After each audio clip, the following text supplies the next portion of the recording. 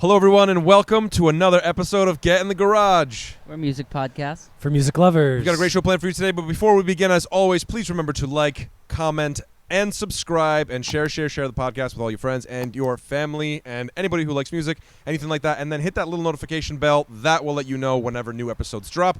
And last but certainly not least, make sure you rate us on Apple Podcasts as well as on Spotify. We have a very special episode for you today. We have got two members of the group, the Hempsteadys. Their latest album, On the Undercard, was released this past Friday, July 14th, via Telegraph Recording Company. Shout out to Rich. It is available on cassette, CD, and on all streaming platforms. Please welcome. We have Andrew Carey from the Hempsteadys on guitar and vocals, and NME The Illest, the band hype man and also vocalist. Guys, welcome to the podcast. Thanks for having us. Thank you for having us. Yeah. Love your podcast. Thank you, man. Love yeah, you we guys. appreciate you guys coming on. We've brought the podcast outside. It is Get in the Garden today. Hopefully the pronounced Garden. Oh, thank you. You show a little respect, please. Thank you. So yeah, let's get into it. So the Hempsteadys, you guys were formed in I think it was 2006. Initially, at least that's what it says on your bio. Sounds good. Yeah, we it's really shaky when we started because it's so long ago. Yeah, it was before we keep track of things. Yeah. But the first release was 2015. So first solid. First release. solid. first Release. I solid think we had like a demo tape sort of that we had put out called The Beat That Moves Hempstead Street. Okay. That was like a 4-song EP. Okay. I think. Yeah. I wasn't on it. You weren't on there. I had You weren't nothing on to do there. with the band. So- I was opening for the band at that time. You were opening for the band at the time. Yeah, because I saw it was like initially that the Hempsteadys was sort of a thing that was like, you guys would kind of like, it was like an underground thing where you guys would kind of get together and you do a couple things, but like nothing was really solid until a little bit later on. At what point, NME, did you get involved with the band? So I mean, since you were opening, you were obviously around. I would imagine you hopped on songs now and again, but I would go to their shows. yeah. Our shows now. Yeah. Our shows. Huge fan of the band. I was like nothing I'd ever seen before. I knew the guys from the band from being. They were in other bands that I used to open up for. Back in the day, Mike Prater with the Sound Factory used to do like a thing like 20 bands for $20 all weekend. And he would put on bands that didn't belong with each other, rap artists and punk rock bands, and Andy's band Hand Grenade Serenade and Jordan's band Chasing Trinity and all the bands that everyone came from. I used to perform with, open up for, and then show love for. So we became friends before that. And then when they were doing Hempsteadys, I was like, well, I already know these guys, and let's check it out. And I was like, oh, this is like everything, so much fun rolled into one. So I go to shows, and then I was like, well, can I still open up for shows since you knew me? And I opened up, I think after the show we did Bank Street Cafe. Soon after that, they were like, they said they're their hype man at the time. Yeah, Isaac. That's right when we started to get like, it was a while, like 8 years of like just like crazy shows, crazy parties, just like we didn't gigging care. and grinding. Yeah. Doing grinding, and it was wild shows. And then we were like, you know what, we're selling out places in like New London, like we are playing cool places, but we had nothing to show for it, and it looked really lame to like show up with like big bands on a nice show and then have nothing at the merch table. And that was when we were like, all right, we got to get serious. And so half the band left. Well, because I mean, you got to look at it as like at first it was like a fun thing to yeah. do, and then they were like, well, we have to do regimented practices and be on time and do all this stuff. So Yeah. that's not for a lot of It was artists. sort of a you know? Right. slow half the band left. It was like, all right, 2 people quit, and then the other hype man quit, and then we had to kick a couple people out. It just happens, and then some more people left, and then it sort of formed the Hempsteadys that we are today. But NME, since we've been like a real band, since we put out a real album, Right. that's really when we got to be real is when. I always explain to people NME that joined the band. the day that I got a Facebook message from Covey, the drummer, and he's like, hey, question for you, hit me up when you have a chance. And I said, okay. And he writes, he's like, well, how would you want to, like, try being the Hempsteadys hype man on for size? And I was panicked at first because I'm like, what? And then I said yes, and I tell people it's like Bon Jovi asking me to be in Bon Jovi. That's how excited I was. I called all my friends. I'm like, oh my God, I'm going to be in the Hempsteadys. And then I remember the first few practices, everything I did, I'm like, was that okay? Yeah. And they were like, just do whatever you want to do. I was like, NME, no.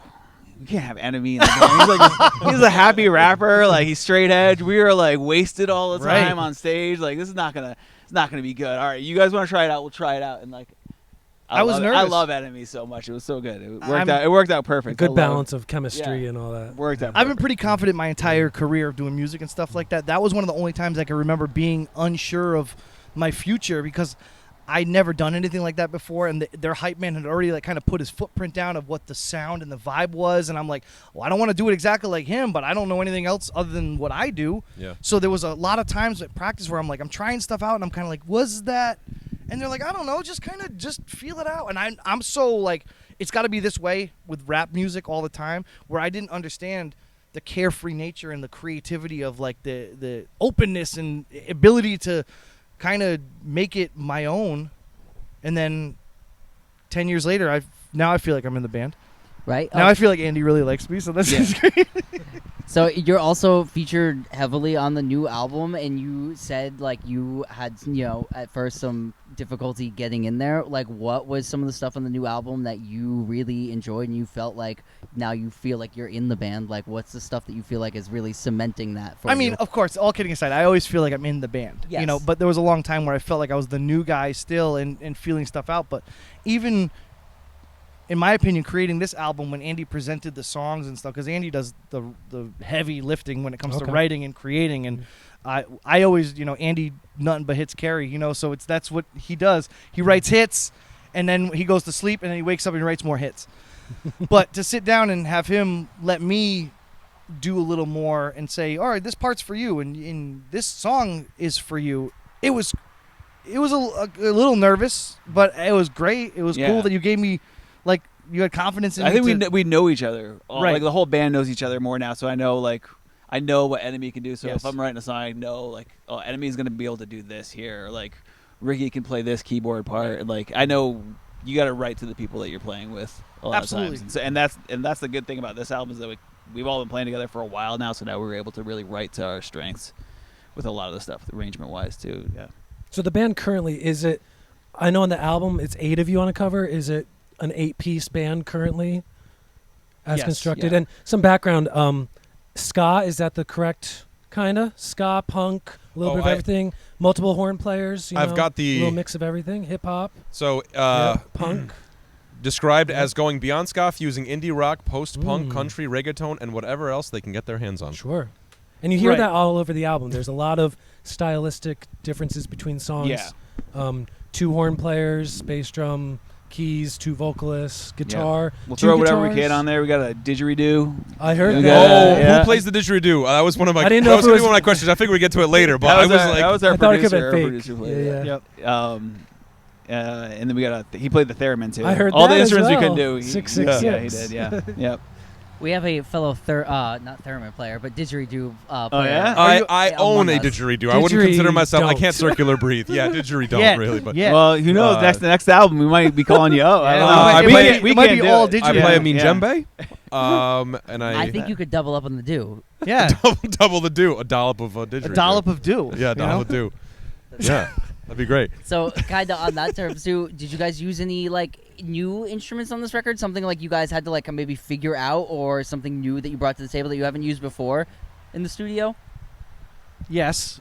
Well, nothing like out of the norm new, but our sax player brought in multiple saxophones. Yeah. That's what it sounded like. Like he has Yeah, that was one of my questions. baritone sax, and he has what's the Kenny G one? That was soprano. Soprano sax, yeah. Normally plays an alto. He played tenor on there. Yeah, Yeah. he played all the saxes. I heard that Barry sax on Yeah, the Barry East River, sounds right? so good. Yeah. Yeah. Oh yeah. You had to borrow that. It We digs wish you could deep. have that all the time. Yeah. Yeah. Yeah, so if anyone out there wants to donate a baritone sax to Pat Slattery of the Hempsteadys, Yeah. he actually just made sergeant in the United States Army. Oh, congratulations. So as a congratulations Congratulations. congratulations gift, you can Cool. it's cheap enough, right? It's only like $6,000, Yeah. right? Yeah. Something for a good berry, $8,000. Pat As low as deserves. 3. Pat deserves it. He deserves it. I'm with it. Yeah. Imagine how awesome all our songs would sound all the time with a berry sax. It's my favorite. It's my favorite. He's gonna one. have to Yeah. switch saxes every Yeah, single yeah. song. He's gonna hate it, But but a it'll, bridge, he goes to one thing, Yeah. on a chorus, he goes to something else. it'll have to be like a rotating sax harness that we Yeah. can create. Yeah. The John They Popper do of it. saxophones. Right? Yeah. That'll be awesome. So other than that, I mean, we did the didgeridoo and the theremin. We used the theremin on the last album. Yeah. Nothing. Oh, so it was a real theremin, not a, Yeah, it was not a keyboard theremin. theremin. no, it was a Yeah. real, Oh, cool. legitimate, like Yeah, yeah. ghostly Sure. whales. Yeah. I tried the to. studio we were at is so cool. Where was Big this? nice studio in Yeah. Lincoln, Rhode Island. They had Okay. like everything you could think of. There's just instruments all over Yeah. the wall. They had the theremin. They had the Yeah. didgeridoo. They have, we, like- we didn't bring our own. It was, Yeah. like, Every they had little- so many every toys to little play thing with you there. can It was, like, imagine. awesome. Is that something you think about like before you go in there, or is it kind of like an in the moment thing? Or you guys are like, oh, I think it that's was the here? theremin we already knew ahead of time on Yep. 666. The but, didgeridoo was- didgeridoo was. In the I moment. think Jordan thought of that. Like we were there, we're like, oh, we should get that. We should intro Yeah. this with a didgeridoo. Yeah. But And, it's yeah. almost overwhelming in that studio because it's huge. It's a great space. There's stuff strategically placed everywhere. So there's like toys and not toys, but like musicians' toys. Yes. There's music and there's like every instrument you could imagine, you could think of in every room, and there's like little things to like play and little wood blocks. Oh, you and know what else we put on there? We put that weird like Japanese. The squeaky thing? Yeah, the squeaky thing. We have that on Oh. there. Yeah, yeah, The yeah. Almaphone or Yeah. what? Oh, yeah, we did use that. We did use that. Yeah. That's James, awesome. James played that. Yeah. Do you know Yeah. on which song this is featured on? This would be don't the. remember. We're gonna have to listen. Maybe I it's that know- same song, the Spacey song. It might be on that It one. might be Into What's the that Great one? Beyond. Yeah, okay, Into the Great Beyond. Maybe. I love this. That's, We tried to yeah. use A this. I mean, like monophone or I something like Yeah. that. I got a little carried away. Like I'm like, why don't we put some bells on this song and do like a glockenspiel on this song? I'm a glockenspiel fan Yeah. because like Yeah. E Street Band has that Exactly. signature glockenspiel Yeah. sound Well, in I the send background. I send the demos too. Like I'll write all the songs and I'll send it out to everybody. And Yep. the horn sounds on GarageBand are awful. So I usually use a glockenspiel to be like, this is the horn part, is the Yeah. glockenspiel. And so Yeah. like we're sort of I want to rock the we sort of glock. want like a glockenspiel. Yeah. I was actually curious about that too, like how the horn parts get written, because I mean, I've only kind of been in like normal rock band, guitar, bass, drums, that kind of thing. And how you said you go in GarageBand and kind of write the horn lines out? Is Yeah, that- usually it's well I'll write it out for them. It's just when there's so many people, like it'd be cool if we could all just like jam and be like, all right, we're gonna do this, but That's impossible. You gotta all it's carve out your own impossible. You gotta space, sort of yeah. be like, all right, here Yeah, yeah. here we go. Yeah, smart. And so we'll like adjust the thing here or there and like Yeah. tweak stuff. You but think we'll ever release the demos as like something fun? I don't know. We The could real the raw. real raw demos, the ones in the because it's a lot of time because when we get in the studio, we just want to like knock everything out. Yeah. We get in there and it's just work. So I send out demos of all the songs, like full demos, and then we practice them for like 3 months, Mhm. 4 months, these songs, and we would record them every practice and like tweak them. Mhm. So Because the There's best a lot part of about recordings. playing together for so many years is that he can send us the demo, the raw skeleton of a song, and we can all kind of see the vision of it. Even though, like, some of the songs I don't quite get right away. Yeah. Some of my favorite songs right now, when he first sent the demos, I'm kind of like, I didn't know it was outside my comfort zone. So I'm always the type to be like, nah, I don't know about this. But once we get it, there's times in practice where we'll add a little bit in, and then Andy will be like, why don't you try it like this to the horns, or try it like this to keyboards, and we do it a different way. And then I'm like, oh, now it's like we get the wide eyes and we're like, oh, now it's a song. Like now we're writing songs. It's great. But in Andy's head, he sees the vision, he sees the finished product, I'm sure, and he's just like, just trust. I trust in his process, and I love it. yeah, there's a few songs on this one that people were like, nope, this is not gonna work. It's not gonna work at at the all. beginning. It's not gonna work at all. And then like let's just keep Just going. trust Keep going. in- Give me a month. Give Can us you a month think of playing one that this. was like that? Yes. Hold the closer, especially like we Oh, couldn't get interesting. the time signature at the end. Yeah. It sort of does this like weird little Yeah. hiccup at the Yeah. end for the outro. It and, rotates through the hiccup, so Yeah. just when you think you're grooving, you got to re-groove. Yeah, yeah. and we just could not get that one down. Into the Great Into the Great Beyond, Beyond when I was first another heard one. it, like I did not like Mm. it at all. Yeah. I didn't like the beat of it. I didn't like what was happening in the song. And Andy and I had talked about it, and he was like, "Well, maybe you can rap a little bit on this." Yeah. And I was like, "Oh," to me, I was like, "Oh, that's kind of super gimmicky." Mm. And then we tried it in practice, and I didn't there was a couple practices where I just kind of sat there and was like, I got to listen to this song. Yeah. And I felt almost like useless because they're playing it and nailing it. And I'm just kind of like, I got to figure out a way how to love this song. And then you did something like, why don't you do like a ba-da-ba-da-ba-da-ba? And I'm like, okay. And I started writing and then listened a little bit more, wrote a little bit more, tried it out. Next thing you know, it's a friggin' awesome that's a song. lot of There's a lot of Yeah. song right there. And after I understood the song, like personally, I'm like, okay, I understand where we're going with this. I understand why he wrote it. I understand his vision of, like, you want to break down the album as a whole? Did you have a question about that? I was gonna ask you guys because it was based on movies. Because I can come back to this. And no, then- hit it now. Yeah, Hit it now. please. We're Yeah. here, so like talk Well, I'm about it. saying- Yeah, I mean, thematically, we were just like, I don't know. Like, we always want to try to do something different. Like, we're not a regular ska band. Like, we always want to do something a little bit different. And everybody stuck in pandemic. It's like a lot of feelings going around right now. Everybody talks. It's so easy to write songs about your feelings, and it seems like there's a lot of that. So we just wanted to go a different direction and wanted to write story songs, really. And like movies were like a cool way to do it. So we did like if it's not really like telling a whole story, it's at least thematically like you get the vibe of a certain type of movie with like a lot of these songs too. Yeah, Yeah. When I was listening to it, I really was like, okay, like you kind of got the vibe, and then I was reading a little bit about the record, and I was like, oh, it's all movie, and then I was like, because I was thinking like you were like, I didn't really want to write something personal. I felt that I was like, oh, these feel so nice and personal. Yeah. Like, and I think I mean, no matter what, it gets personal. Yeah. and I love Yeah. that because like it comes out like both ways. It is like a really personal album that feels like it's like about like triumphs in life and all that, good stuff and Yeah. friends, but it also is. I love the bend of where you were writing like story songs about movies. Can I ask, like, is there a certain type of movie that you like watch all the time, or are movies like a certain like comfort thing? I've been sort of addicted. I've been rating them on IMDb now, so I could like keep track. Okay, that's Are you in the awesome. letter- Just because I Letterboxd can't community? remember. I was doing Letterboxd a little bit, but like it was too much to do 2 apps, so I just stuck to IMDb, and it's a ridiculous amount that I've gone through. But I've been addicted to the Criterion Channel and Awesome. AMC Classics, Yes. like real old stuff and like Yep. real weird indie films, everything. Yeah. So are you one of those people when I go on IMDb and I'm like, is this movie good or not? Could be. I just put the rating in. I don't really do that. Letterboxd, I was trying to write stuff so I could like remember what I did, but I don't do too much of the like. Okay. Yeah. Right on. I think I've only commented on like 2 movies that were really bad, and I was just like, I gotta say how bad this was. Everything else, I just give it some stars so I can remember, because I have the worst memory like Same. in the world. It's so bad. So I'm like, did I see this movie or not? It takes me like 10 minutes before I can figure out if I saw it or not. Especially So- when you watch a lot of movies, they Yeah. start blending into the same movie. Mm. But even with the album, when he explained to us that he was inspired by cinema, movies, and whatnot, even with Into the Great Beyond, when he broke it down for me, he's like, this is like blasting off, like Yeah. taking off, unknown. And he started giving me these like little key phrases of what I should use for inspiration. And I'm like, okay. And he dropped little gems, and he's like, well, what about this? And I'd say a little bit. He's like, no, well, he kept me like really like tight to the topic, because I have a tendency when I just write fast to just go off on tangents, and then it becomes like a battle rap song where it could be about anything at all. But Andy like harnessed it and was like, well, bring it back a little bit more towards the stay on topic, and it was great when you gave me those tips, because it came out to be an awesome song. The song Into the Great Beyond, there's so many like detailed references in there into the Great Beyond that I will challenge a listener to like pick them all out and try to. I'll give you an example. Like there's one that says like die in fame or go down in flames.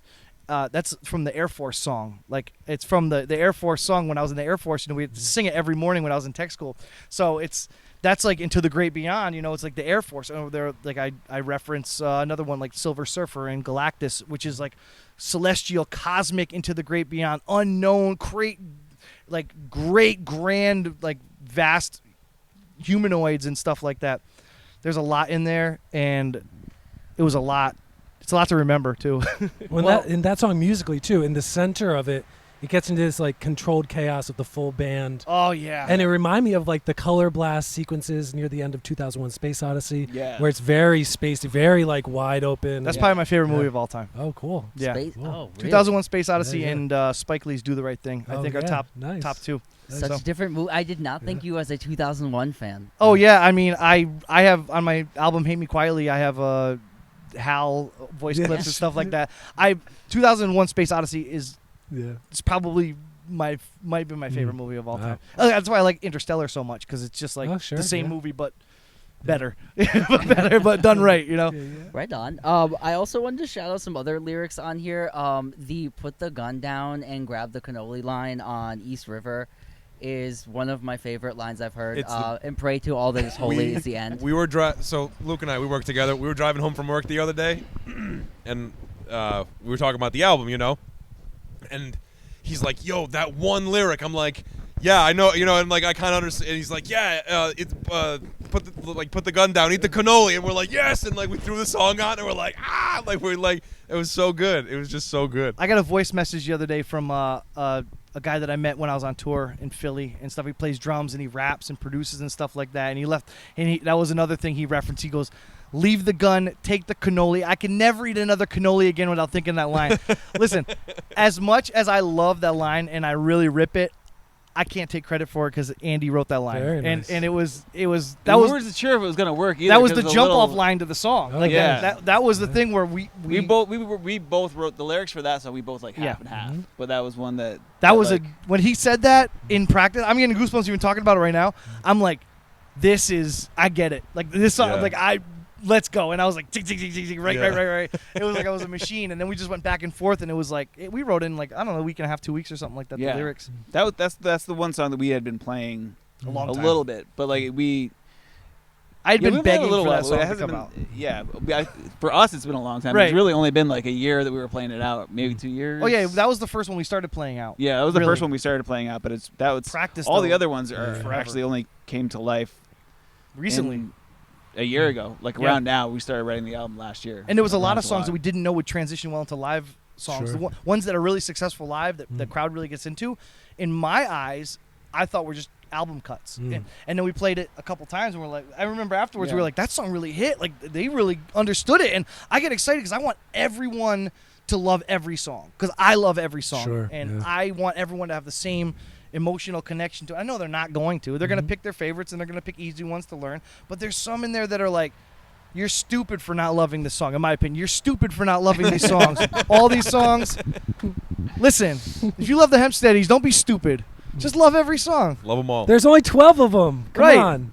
Dedicate yourself to something. No, I want every album, every song ever released. Yes. Please. Hey, you mentioned the like songwriting process, the lyric writing together. I thought one of the best things about this album was how much vocal interplay there was between the two of you. I wasn't sure what to expect, but there's a couple songs where you're like finish each other's sentences and you go back and forth, or one of you does a verse, the other does the chorus, and I thought that was really great dynamic. Because I mean, I've seen some live clips and I've seen you guys a couple times live, but I feel like it was a lot more immersed, the two of you together on this album. I think so. I loved the vibe of this album. Yeah. I think Yeah. we got this one down pretty good. I'm sort of can't wait to do like another one. Right. Yeah, right. We were talking 'Cause, about like, that too. we're like now we're on like Yeah. we're on the path now because Yeah. I feel like this one's really good. Even there was some Sort of songs figured like it out, I think. the undercard where the second part we go back and forth. It's to me it's got a real Run DMC vibe, like da da da da da da da da da. And I loved it because it's not a rap. It's like the song part of it, but you don't see a lot of that going back and forth where we tried it out and it worked. And I love the fact that we can do songs together instead of just okay, Andy does this part and I do this part, and that's what.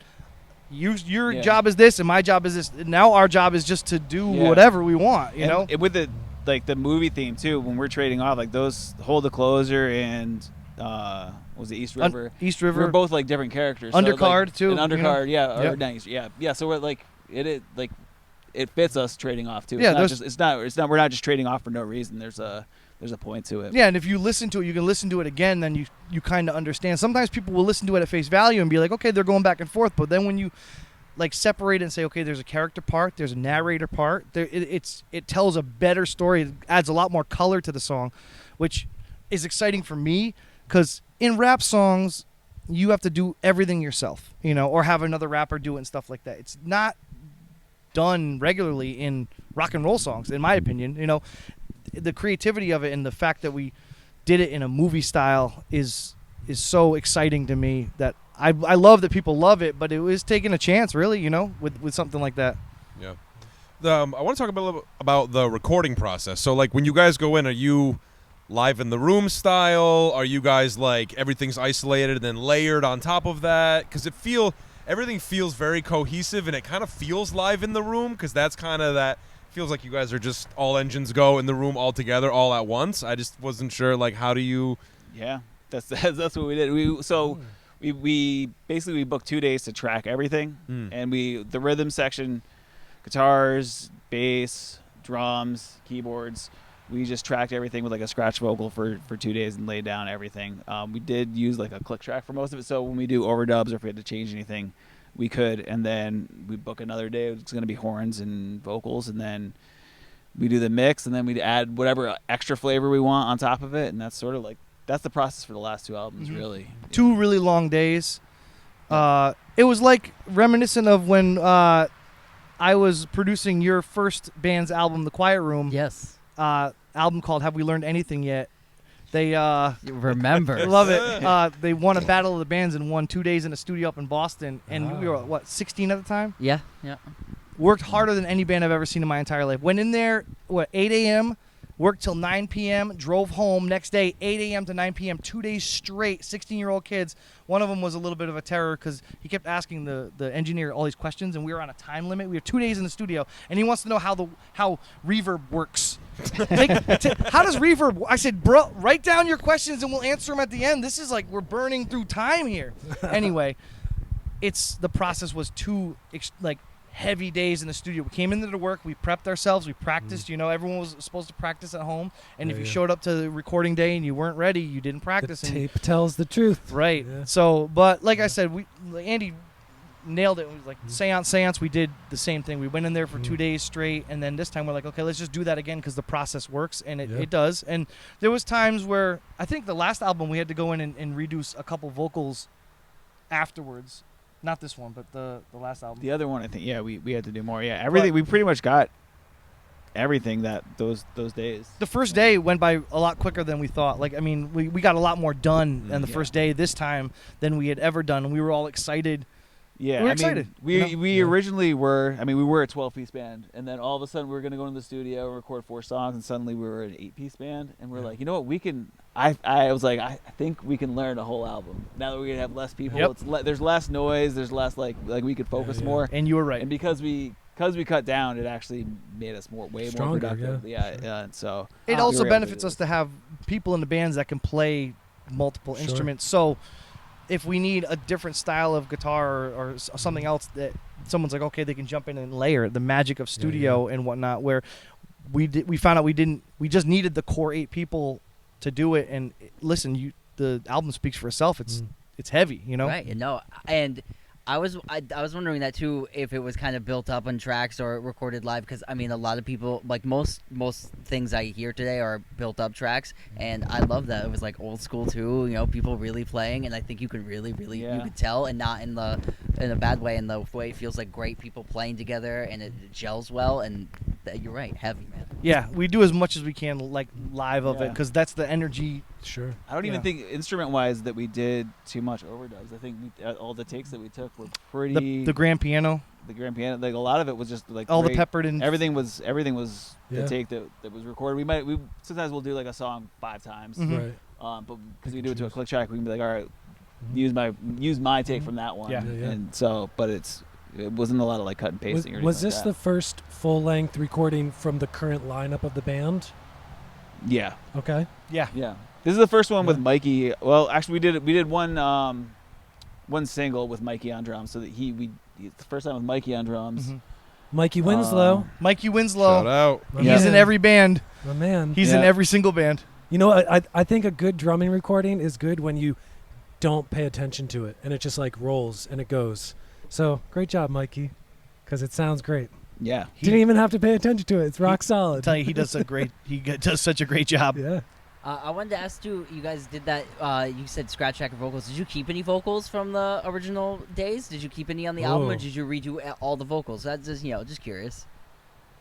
I think the only thing that we kept is at the end of 666. applause. We all Come applauded. on, Yeah, we're man. like, I love yeah, it. and I like love that was the only one that was the only one. But we with kept, stuff I like think. that, I like to add little like human Yeah, yeah. aspects of the Yeah. song into that, because that is a fun song and it's light. It's the lightest song like on the album, where it's, to me, it's like it's got like dark undertones as Yeah, far yeah. as the topics are concerned, but it's like a really fun song, and at the end you just kind of let loose. And that was one of the last ones we did. We were clapping because I think we were done. Yeah. I think that was like I was clapping and saying yeah. It was excellent. It was- I love it in there. It's Yeah. the real raw emotion of Yeah. us being in the Yeah. studio having a good time, and I like when stuff like that comes through, and you can really like hear the originality and like the real authentic like side of us, instead of us trying to be characters or be yeah. professional on. Some good tambourine shake endings too on one or two songs. Yeah, that was Yeah. Ricky. That was that Ricky or Mike? I don't even remember Ricky's who your played keyboard tambourine. player. Yeah. Okay. He plays tambourine live. I don't know if he did Sure. it in the studio or not. I don't remember. I don't know. It could have been anyone. Yeah. It's a whirlwind. Yeah, Those yeah. 2 days in the studio,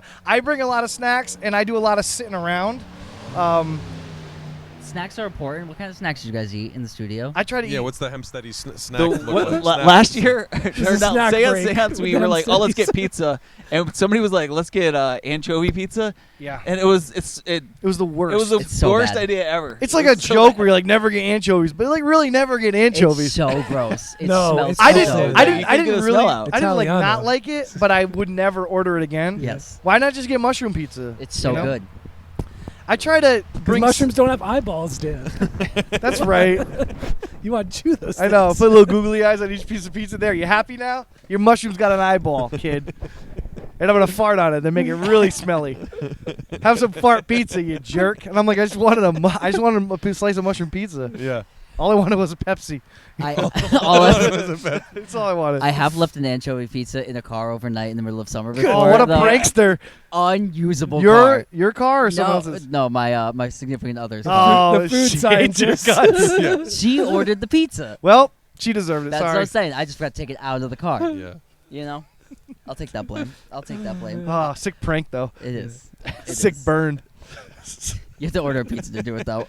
Can I ask also about this record? What was the antithesis for 666? Because I love that song on here. It reminded me of myself as a child, wearing like your Marilyn Yeah. Manson gear to the mall and trying to freak out everybody and all that good I stuff. mean, that's exactly what it was. It was my youth, like walking to the Norristown Mall for taking 6 hours from Montville to get there, and like just doing all that dumb shit. And there was a podcast about what's the Satanic Panic, but like and it's sort of inspired by that a little bit. Like I went to a Catholic school, and like my grandmother was Catholic, and they definitely like did not like all like the heavy metal shirts that I was wearing and stuff, and it would always freak him out. So it's kind of funny. It's definitely a throwback to Right. Don't take it too seriously. Yeah. And some people will hear it and they're like, "What?" I like Yeah, the preacher no. break in the middle too. I was like, going to ask here's the you thing. a preacher break. I mean, is it a preacher? I don't say Yeah. amen. I don't That's say true. it could just be a Carnival person on a barker. podium. Yeah, sure. We- Non-denominational. Right. It's up for interpretation Public on that one. speaker So break. just listen to. I mean, it could be anything. If you think it's a preacher, it's a preacher. If you think it's just a guy wearing a sign that says like Yeah. "Do your taxes" on the street, Doomsday, yeah. doomsday. Yeah. The end is nigh. It could Yeah. be that guy. It could be a school principal. It could be. And these are story songs. They're story songs. I felt a definite connection to that one. Was there a fight to keep the AM version on the record, not on the end there on the radio? Because you guys have a version of that song that sounds like it's being played in the AM radio. Yeah, it was sort of like I don't know. It was just sort of like an idea that we had, and it was like, we should keep it, and like, Let's just put it on. there. Because It was like one of the yeah, options that we yeah, were yeah. almost gonna have it that way on the album, and we're like, Yeah, the original thought was to have that version, Yeah. the only version, but it was a little too out of place to have Yeah. that version as like an extra. Yeah. I think it made perfect I sense. love the choice to have that, the like Pink Floyd "Wish You Were Here" type of thing, where the intro of it, the first 20 seconds Yeah. is lo-fied, and then it brightens up and it's full band EQ. Yeah. But yeah, I like the two versions kept on the album, Yeah, it was and I love the reprise too, where it fades out. Oh, for the yeah. hold the Oh closer. man, we were playing that in the closer. Yeah, studio I for love so that, long. man. Yeah, that intro. I mean, the outro of that song I assume that's what it was. on the Yeah. original Play the version chorus.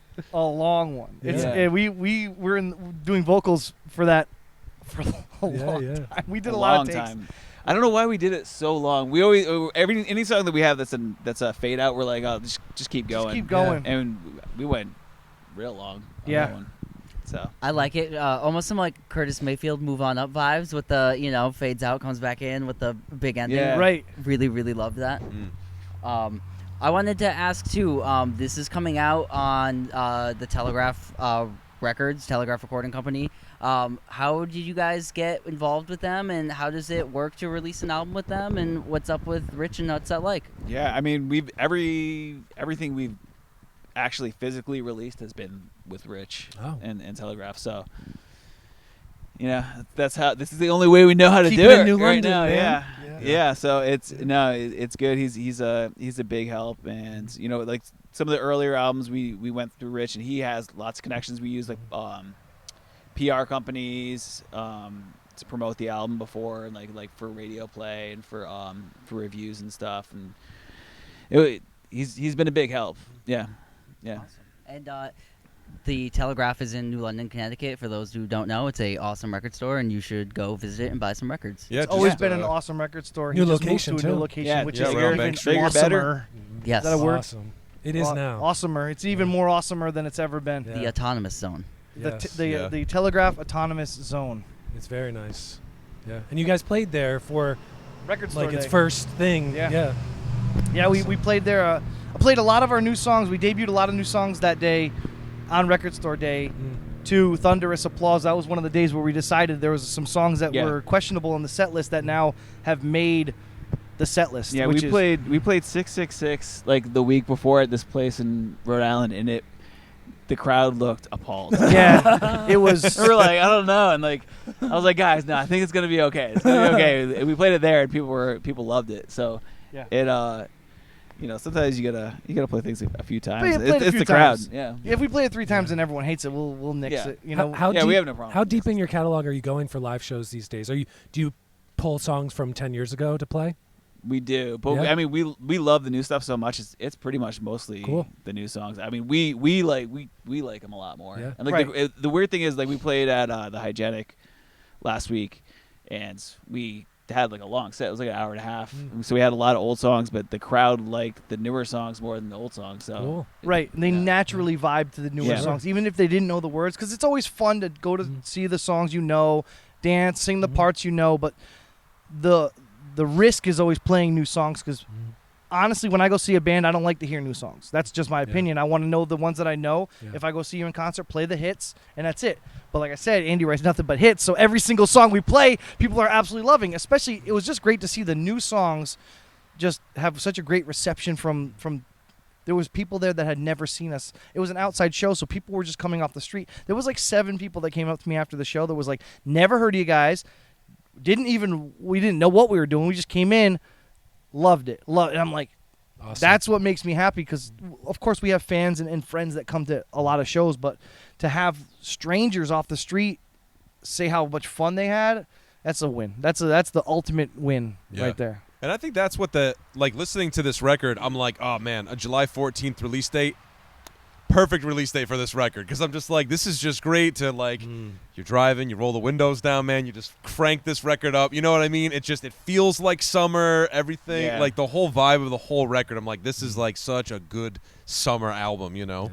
And we really listen to a enjoyed lot, it. and this is a very good sounding record. You guys should be very proud. That makes me Thank happy. you. Yeah. I know that if you didn't like it, you'd tell me too. Yeah. And Like honestly, too, like we'd listen Ska's, to tons ska of and that kind of stuff is not my world either. we Punk listen to stuff. tons of records. This record it sounds amazing. Yeah. It's really to, really to great. play off what you just said, Jeff, Yeah. the ska sound. If you listen to the first full length album, it's heavy ska sound, real clean, real da da da da da Yeah, da, yeah. real up, pick it up, pick it up, pick it up. I look at it as like Seance is a little more beefy, a little more rugged, and this album to me it seems a little bit more like universal, where it's like we stepped out of like the checkered shirts kind of scene, and we're playing more like real like rock and roll. I mean, we're really yeah. like we're just writing music. Yeah, and and it's sort of like like the Rolling Stones aren't a blues band, Right. you Right. know, but like they sort of came up doing that stuff. We sort of came up, and you can playing hear ska. still ska influences Yeah. in there and whatnot. Like we were there was a podcast we were on. They played our song, and the DJ on the podcast was like going crazy. He's like, "Oh, real heavy Clash vibes on this song and stuff." And it is. Andy loves the Clash. We all listen to the Clash. It's like we take what we love and we kind of like put it into the music, and that's what's so great about being in the band, because we come from all walks of life. Where now, with the band being established and doing shows all over the place and playing with all sorts of bands and having a good foundation and a great following, we can kind of just do more of what we really want to do and not stay stuck in like the ska scene, which nothing wrong with the ska scene. It's so much fun. Yeah. I wasted a lot of my younger years in my life hating the ska scene, and for no reason, just because everyone was having too much fun. And now all I want to do is have fun. And why wouldn't you want to just go out and enjoy yourself? And why did I fight it for so many years? Because I wanted to be so tough. It is so constraining, like being just stuck in a scene. Like a lot of ska bands, they have to sound like a ska band. Like their albums all sound the same, and same thing with like hardcore, or like any music that you listen to. Like once you get stuck with a genre, and you feel like you have to play to that. I'm glad that we didn't have to. Yeah, you're not following the blueprint of this needs to be this. It's like rock music all across the board with toes and different but things. still sounds like the Hempsteadys. That's the thing. It's like that is the best part about it, is it doesn't sound like the first album. Doesn't sound like the second album, but it still sounds like us doing our thing by any means necessary. Yeah. It makes me happy. Yeah. Yeah. Well, it's a great sounding record. Yeah. We really enjoyed listening to it. I was going to ask, are you guys planning on touring this at all, or is there going to be a more dates around the country to come? I don't know. Right now, all the other releases we did go out on the road a bit and promoted. This one right now, with everything we have going on right now, we're trying to. Luckily, we're right in between like Boston and New York. When we do play, we get to go out there a lot. So we're just we're seeing what happens. If people ask us and offer us some good stuff, then we're gonna go out for some stuff. We don't have anything planned right now for this release. I think we're actually gonna try to, because we're all sort of stuck here right now, unless something crazy comes our way. I think we might start working on the next album like right now. Yeah, instead of waiting 5 years before a new album. Might have another one next year, maybe even. Yeah, we're not opposed to it. Like, I mean, my favorite thing to do in life is to tour. You know, And we have it sort of figured out now with 8 people, and like because we've done it before, like we know the logistics of it. Right. Yeah. And we're good at it. You know, it's like we're good. We're punctual. I mean, I've been touring for years too solo, but to use that, like what I know with that, and then help out us with any kind of tips and tricks that I have, it's awesome. I just love playing for new crowds. I love playing in cities we've never been or cities we've been to, and I just love being in this band. I love just playing. The most fun I've ever had making music since I was like 16 years old has been with this band. Yeah. Hands down. Like, I love to rap and I love to tour all over and do all that autograph signing stuff, and that the most fun I've ever had is playing in the Hempsteadys. And I can say that without a doubt. And sorry, Apathy, but we love you too, App. Yeah, we love you, App, but it's the Hempsteadys has got my heart, you know. It's your boys. Yeah. Is there any songs on the new record that you guys haven't played live yet that you are itching to kind of break out? I think we played everything. I think we played everything. Some more than others. Yeah, I think Real Life we might. I don't even know if we're gonna. We played that live at Record Store Day, but I don't know if we're gonna do that one. That's a snoozer. It's a great headphone song. It's a real great. Yeah, but like live, it's sort of like people are gonna go out and have a cigarette. It's like the closest to a not ballad, but like, sort of yeah. Yeah. I mean, I think it's a great song and it sounds awesome on there, but I think live it's like a different vibe, especially for us because we're so high energy. Like the whole set, people were getting enemies working the crowd. Yeah, it's amazing to watch it. Like I just sit back in awe watching him like what he does. I'm just having fun. The hardest working man in show business over here. He almost passed out the last show. Yeah, he was like, it was crazy. He was like, Andy, you got to talk for a second. Water. I was like, Wait, the I got nothing to say. Was, hey, I don't really got much to say. Usually, Enemy's the one that likes to talk on the mics. So here's our next song, and I'm like, oh my god. Give you 6 seconds. I was just dancing around the crowd, and it's 90 degrees out, and it's humid. And then we do Into the Great Beyond, which is all me, all fast, all energy, all the time. And I think I passed away. I think I'm a ghost. I think after that song, I was kind of like, we need to figure this out. If we're doing the song again, like between some certain songs, I'm going to request we do like a less me song in it so I can just dance around and like pretend to be lipping the words but breathing the whole time. I just need to take more oxygen. I thought of after that song, and then when I was like gassed out, I was like, there's a million different things I could have done. I could have just danced less. I was thinking about getting one of those hiker oxygen like tubes, like those little cans of oxygen, sure. and like sneaking away and doing it. I've had to do that on tour before in high altitudes, like on rap tours. We went to like Flagstaff, Arizona, and I get altitude sickness really bad, and I perform rap songs like I do the Hempsteadys songs where the promoter had to bring in like cans of air for us so that we could like breathe while on stage. Denver is another one where it's so high up that I get headaches and I get shaky and I can't breathe. It's like something you see in a movie. But got the Bane mask on. I was really thinking on getting a Bane mask, and you know. Wow, the can of air. I never would have thought about. Yeah, it. because hikers need it, or like Yeah. mountain climbers and stuff like that, and it helps. It's just oxygen that you can breathe in. It opens everything up, calms you down a little bit. All natural. So all natural. Right on. All natural from the can. So to wrap it up, why don't you tell the good people, like, so you guys have Instagram? I mean, we'll put everything all in the bios and all that kind of stuff too. But any upcoming shows that you'd like to plug? I mean, I know you have something coming up this Friday, right. but when this podcast gets released, we'll be at the show, Yeah. I believe. So Yeah. we're playing with Big D and the Kids Table, nice. Brunt of It, and River City Rebels at Space Ballroom in Hamden. Big D and the Kids Table, big band from Yeah. Boston. You know, Yeah, we've never played with them, right? The Boston's Vessel. Oh, we played with them in Oh. Worcester. Yeah, Yeah. when we played with the Bosstones, they were there too.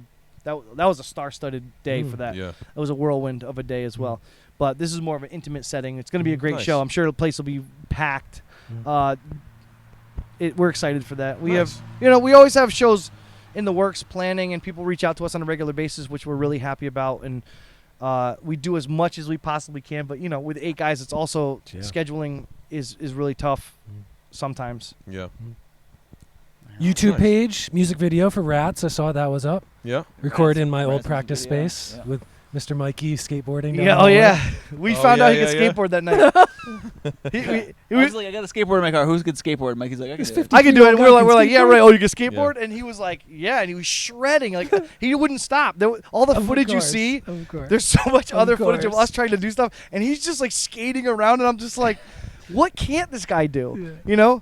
He's ill on the drums. He's ill skateboard. He's a dad. He's just like a superhero. Renaissance man. He's a wild on. man. Right on, right on. Well, guys, Yes. thank you so much for coming on our podcast. Thank you. Thank for you. We having love the us. new This is record. great. Check out the Hempsteadys' new album. It's already out on all streaming. On It's the everywhere. undercard. Still On got the a few undercard? CDs and tapes left too. So Cool. Yeah. Limited run. Check Couple 'em out. albums. So Yeah. get on the Bandcamp, Yeah, right? get on the Bandcamp. Get on the Okay, Bandcamp. yes. Word up. The Hempsteadys.bandcamp.com is where you can get the bundles. You can get a shirt. Yeah. You can get a green cassette, limited edition green Yeah. cassette, CD, and you can get our full catalog on there for digital. Yeah. It's Only a few left. So you gotta only go a few quick. left, so get it. Yeah. Get it. Get it. Get it. Or don't, but get it. Look at it. Guys, thank you you. so much. Yeah. You're always welcome back Thank you. anytime. We look forward to the next album. Thank you Yeah. so Having much. you guys back on Thank you. again. Thanks, guys.